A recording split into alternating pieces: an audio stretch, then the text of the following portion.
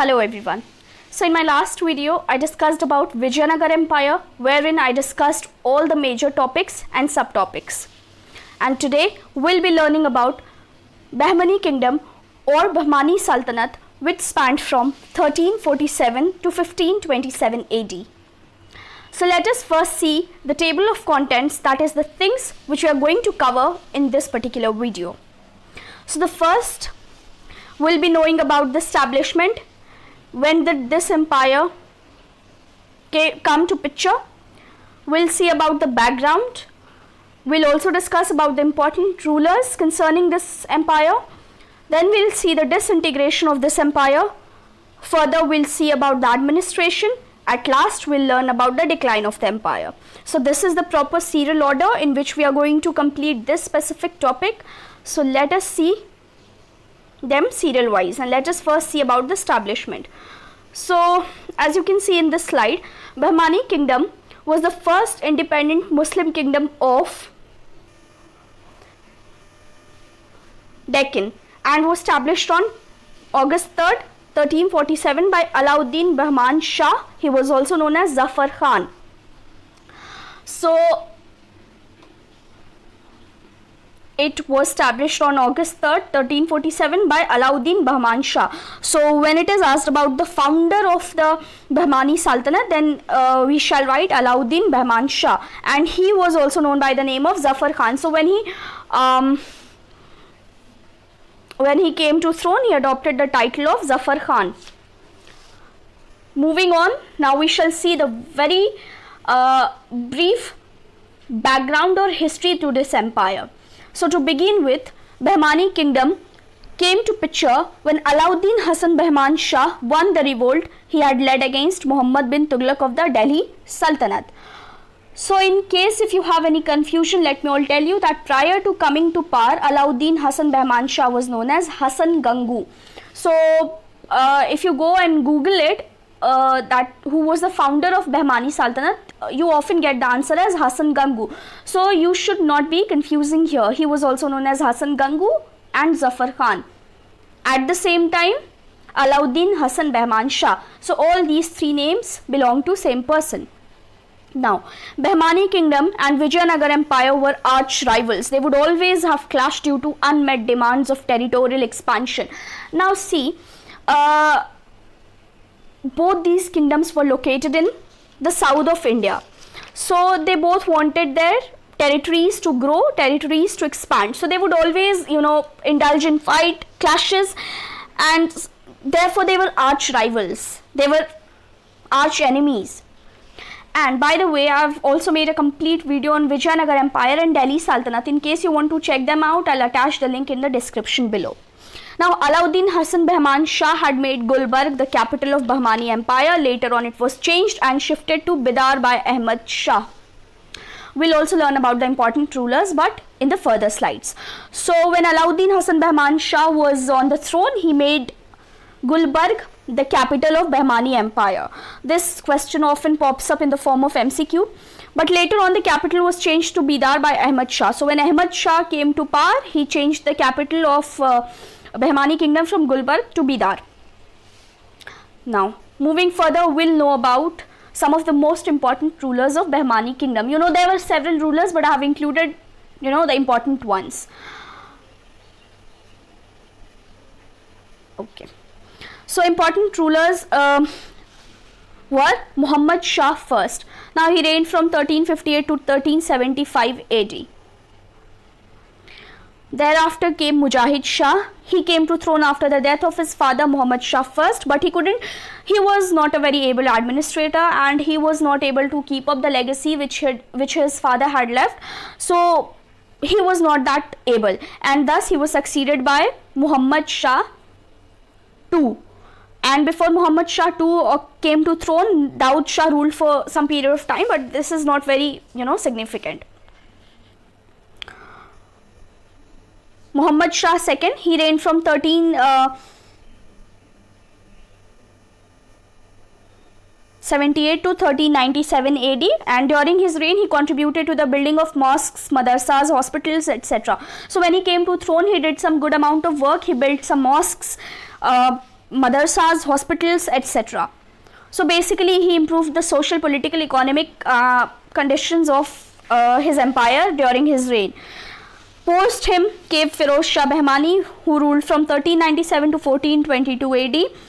After that came Ahmad Shah, and he ruled from 1422 to 1435 AD. He changed the capital of Bahmani kingdom from Gulbarg to Bidar, and he was a very despotic kind of a ruler.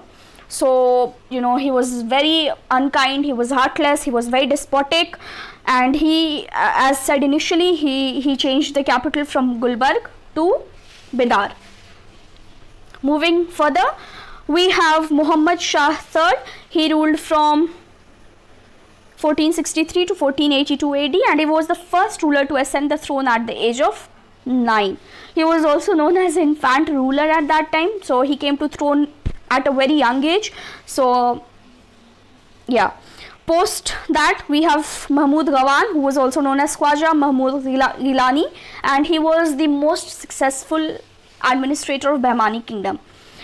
He also improved the administration of his kingdom to a greater extent. However, people were jealous of him, people envied him, so due to certain conspiracies and plotting, he was killed in April 1481. He died in April 1481, and the last ruler of Bahmani kingdom was Mahmud Shah Bahmani II.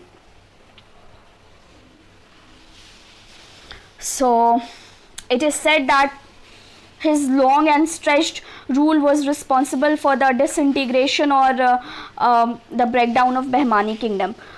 So yes, these were some of the important rulers of Bahmani Empire. There were many more actually, but of less significance, so I have not included them. From learning point of view, they were of less significance, so I did not include them. Now we shall see few details about the disintegration of the Bahmani kingdom. Now, since after the death of Muhammad Shah III, the rulers were very weak comparatively and incapable to carry forward the legacy of the dynasty. Hence, the kingdom disintegrated into 5 independent kingdoms. And which are they? They are Bijapur, Ahmednagar, Berar, Golconda, Bidar. So these were 5 independent kingdoms which came into existence post the disintegration of this big Bahmani kingdom. Now we'll see brief details about the administration of Bahmani kingdom. What was the system of administration at that time basically? So we see that feudal system of government was prevalent during that time. Now what is feudal system?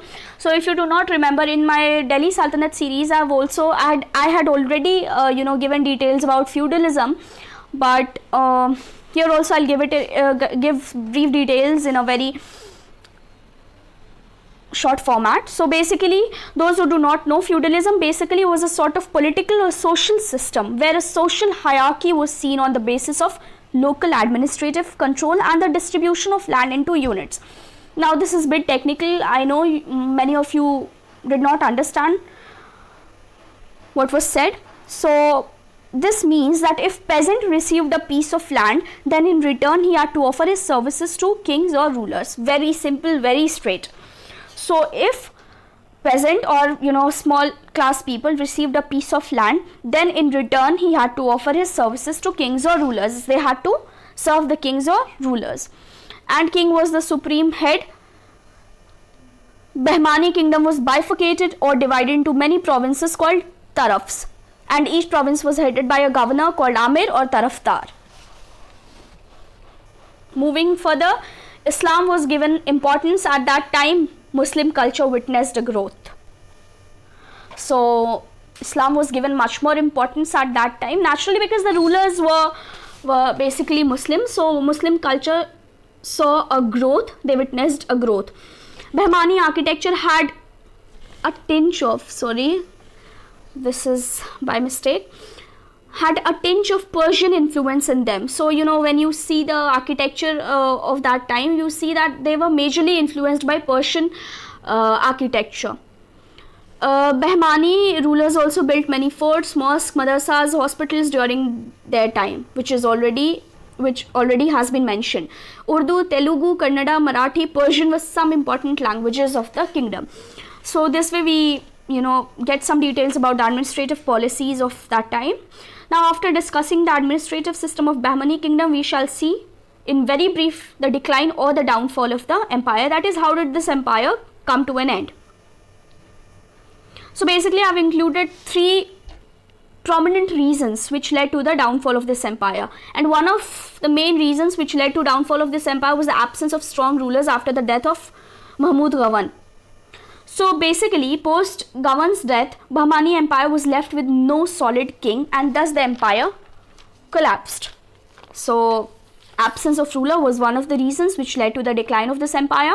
Second most important reason was the constant fight between Vijayanagar and Bahmani empire.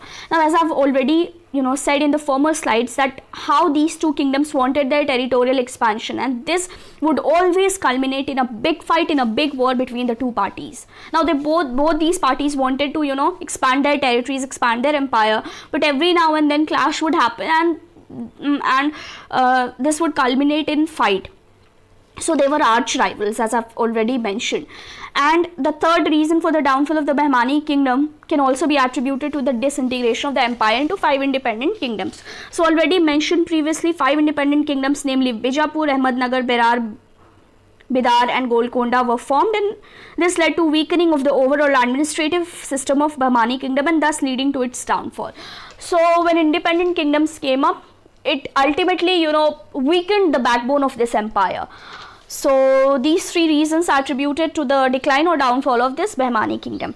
So yes, these were 3 main important causes which led to the decline, and I hope this overall session was useful and this helped you people, and I hope you liked the video, and if you did, please like, share and subscribe to my channel. Thank you.